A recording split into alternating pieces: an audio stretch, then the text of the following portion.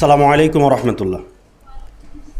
আলহামদুলিল্লাহ, আমি H M Mohsinul ইসলাম, মাদ্রাসা শিক্ষার সাথে জড়িত।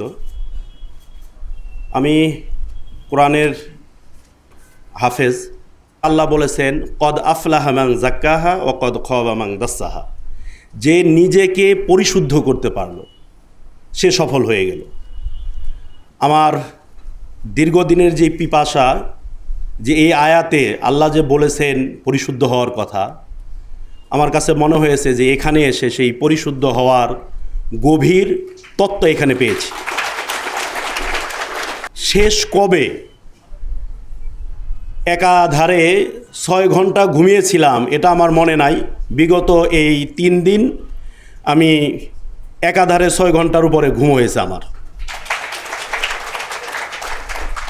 জীবনে সবচাইতে আত্মতৃপ্তি এবং মানসিক শান্তি যে সময়টায় পেয়েছিলাম 2018 সালে এবং 2022 সালে আমি যখন হজে যাই, আমি স্বচক্ষে কাবা সামনে নিয়ে যেভাবে নামাজ আদায় করেছিলাম, যেই অনুভূতি আমার ভিতরে ছিল, আজকে যখন আমি ফজরের নামাজ পড়লাম আমার কাছে মনে হচ্ছিল যেন আমি কাবা সামনে নিয়েই যেন নামাজটা পড়তেছি।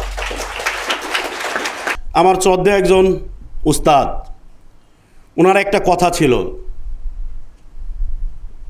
আসল জ্ঞানী হলো ধ্যান, ধ্যান তোমাকে সফলতার জায়গায় পৌঁছিয়ে দিবে।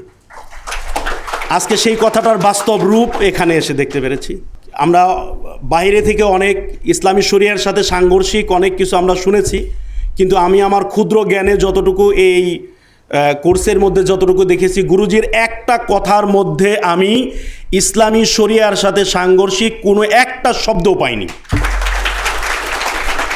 সেই সাথে যতটুকু পেয়েছি, গুরুজি যতগুলো কথা এখানে বলেছেন তার প্রত্যেকটা কথা কোরআনের কোনো আয়াতের ব্যাখ্যা অথবা কোনো হাদিসের সার নির্যাস কথাটাই উনি আমাদের সামনে বলেছেন।